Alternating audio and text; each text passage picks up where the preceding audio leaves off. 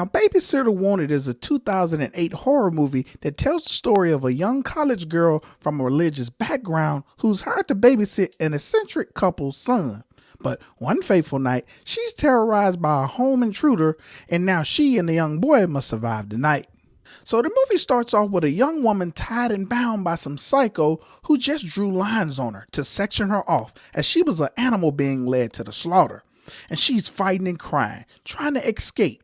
But then we get an extreme close-up of a hammer pinpointing the center mass of her head as the psycho killer comes down hard on her to crush her skull in. But before we could see it, the film fades to black as we see the opening credits. We are later taken to a scene where a young lady named Angie Albright, who's listening to an audio recording of the Bible while on her way to college. Now, the films quickly established Angie is not like most girls her age because she's meek and pretty devout in her Christian faith. But when Angie arrives at the spot to meet her new roommate Erica, it's not quite her scene because there's drugs, beer, and all sorts of things that a girl like Angie would find unpleasant in an apartment. And on top of that, it's a pretty filthy apartment. So Angie knows the only way she's going to get a place of her own is by finding a job. But while looking for job listings, there are tons of missing people on posters. It is where Angie learns that in this town and nearby ones, a lot of young girls her age go missing quite often. But while in class one day, Angie gets the notion that she's being watched, and very much so, some mysterious man is keeping a close eye on her. But for what reasons? I have no idea. But Angie is eventually hired by Jim and Violet Stanton, a group of eccentric farmers with a nice 10-year-old boy named Sam wearing a cute little cowboy hat. Now, while trying to get a place of her own and find a new church home in town, make a new friend and perhaps a new guy friend, Angie is once again stalked and followed by this unknown strange man. Now, Angie, when leaving her apartment, sees a missing girl poster intentionally placed on her door, but this freaks her out well enough to go to the police to voice her concerns. But this movie really picks up when Angie reports for work to babysit little Sam. Because after going over to do the do's and don'ts of how to tend to little Sam, the Stantons both leave for other pressing matters, and that leaves us with just Angie and Sam. But the only rules Angie ought to follow is to not have the TV up too loud and to only feed Sam the food his mom has prepared with his name on the label. So Angie sits on the couch reading her religious literature. Stuff starts to happen.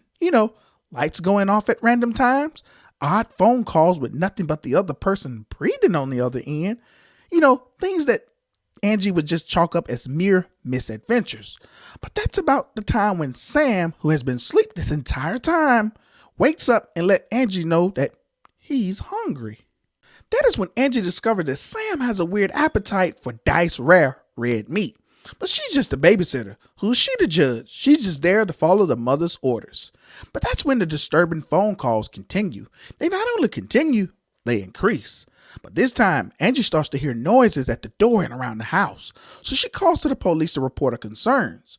And after the police chief vows to check things while making his rounds, Angie hangs up the phone and goes to check in on Sam. But there is no Sam. In fact, there's no sign of Sam. Angie believes he's playing hide and seek. And at first, she thinks it's cute. But as she continues to comb around the house, Angie starts to get annoyed. And that annoyance becomes worry as those strange calls and sounds continue. So Angie calls her boyfriend, Rick. But Rick is in heavy traffic, so he is only able to be on the phone for a little while because someone is blowing their horn trying to get his attention. He tells her that he'll call her back, but as soon as Angie gets off the phone with Rick, her suspicions are confirmed because someone is at that door and they are viciously and violently trying to open that door to get inside. Now, realizing that the intruder is about to get in, Angie hides as the intruder busts through the door, but he doesn't see Angie. And though it is dark, the intruder is a bald, middle-aged white man wearing all black. And as he's looking around trying to find Angie, as he holds up his sharp, archaic, medieval-looking blade in his hand, he hears a sound on the second story of the house, and he quickly runs upstairs. But this gives Angie a chance to look for a weapon to defend both she and Sam. Now, Angie manages to get a hold of a golf club and bashes the intruder in the head with it as she goes to try to find Sam. But it's too late, as the intruder gets back up and grabs Angie from behind. But being very resourceful, she fights off the intruder and bashes him over the head with a vase and picks up another weapon to finish him off. But he's completely knocked out this time. But this allows her to pick up an intruder's medieval blade as she continues to look for Sam. Now, Angie manages to find Sam and she grabs him to take him to safety. But when they get to the car, she realizes that she left the keys in the house and now she must go back inside to get them. Now, this is the point in the movie where the hero of the movie must walk over the villain to get to safety. So Angie manages to get the keys, but the only way to safety for she and Sam is over the intruder's lifeless body. And as she attempts to step over the intruder's body, he grabs her legs and pulls her down to him.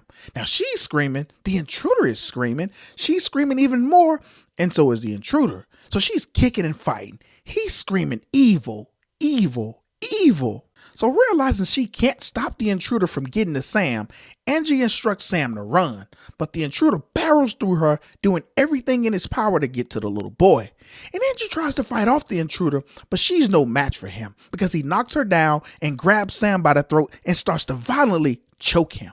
Now, being a fighter and not a quitter, she bashes the intruder's head in once more with the golf club. So she does this repeatedly to ensure that he's no longer a threat to either she nor little Sam. But as the intruder's body hit the ground, we get this slow motion shot of a rosary falling to the ground. And as Angie looked at the face of this disfigured intruder, she's stunned to see that he's a priest? Yes, a Catholic priest. And right next to him is Sam's hat that has obviously fallen off his head. But Angie is in complete shock when she turns around to check on Sam. Her mouth is wide open. She drops her golf club and she begins to look horrifically pale. And at this point, you're thinking, what did she just see? She notices something on Sam's head, and they are horns. No, not those cosplay horns you see these Twitch models having. No, I'm talking about devil's horns. I'm talking about the horns you expect to see from Lucifer, the ancient one, the prince of the power of the air, the Satan or Satan, the son of perdition. And being a devout Christian girl, she recognizes exactly what she sees. This vision of little Sam causes her to slowly fall back.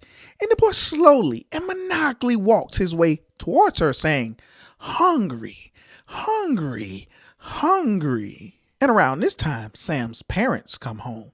But they aren't shocked at all. In fact, they're more annoyed that more priests keep following them everywhere trying to kill Sam. Because apparently this particular priest, Father Nicoletta, was disfigured because Sam's mother attempted to kill him in the past. But Father Nicoletta isn't dead. So Sam's dad slits his throat, and because of Angie's newfound information, he knocks her out and ties her up. We are taken to a scene where Sam's father, Jim, is preparing to section off another young lady for Sam's future meal. Jim then explains to Angie that Sam only eats the flesh of virgin women. Jim admits that it's a rare commodity these days because that's why the Statins target young Christian girls, because they are the ones who are more likely to be virgins. We then get this scene of Jim bashing another lady in the head while taking Angie step by step through his process of cutting up a human body. It's a pretty graphic scene because we see this entire process play out. But after he finishes cutting up a dead girl, he puts her into multiple Ziploc bags. Jim gets a little preoccupied, and this gives Angie a chance to attack him with his own knife and hammer to try and make a run for it. But during this cat and mouse chase sequence, Angie finds out that Jim killed her boyfriend as well. But Jim catches Angie and brings her back to his cutting room, and that's when the police officer shows up and draws his gun on Jim. But to no avail, he is struck in the back with an axe by Sam's mother, Violet. Then this gives Angie the opportunity to stab Jim, shoot Violet, then blow Jim's brains out. Then Angie empties the entire clip on Jim's lifeless body. Crazy sequence, I know, because this most meek and timid girl shows to be the most valiant fighter of everyone in this movie, because Angie makes the case for being a legit final girl. But later we see Angie and Sheriff Donnelly attempting to drive off into safety, but being a good cop, Donnelly insists that he needs to go back in and get the kid and bring him with them. But Angie tries to talk some sense into him. But we as an audience have to be mindful that Sheriff Donnelly hasn't seen the things that Angie has seen, so he has no idea that this kid is the son of Satan. Then out of nowhere, Sam slits Donnelly's throat, leaving a major blood splatter on Angie's face. Then the kid continues to come after Angie as he chants, "Hungry, hungry, hungry." And Angie manages to evade him by hiding in the family shed. But the little boy catches up with her and tries to stab her. But then he gets his leg caught in one of the chains that his dad would use on his victims. And this allows Angie to hang him upside down and bash his face in with a shovel. We are then taken to a scene where Angie is attempting to drive off into safety but passes out due to loss of blood. So moments later, she wakes up in the hospital with her mom, Rick, who is still alive, and a police officer informing her that they couldn't find the child she was said to be babysitting. So Angie is confused as the scene changes to another woman who is presumably taking in Sam as her son, and she puts up a babysitter wanted signs. But the final scene sees Angie and Rick go back to the scene of the crime and grab the dead priest's dagger, and they are making it into their life's mission to kill Sam once and for all. But they better hurry, because right before the movie ends, a young girl grabs the babysitter's wanted sign trying to get the job. So that was Babysitter Wanted. If you like this movie, then like this video, subscribe, and follow for more. And until next time, when CEDtalks horror.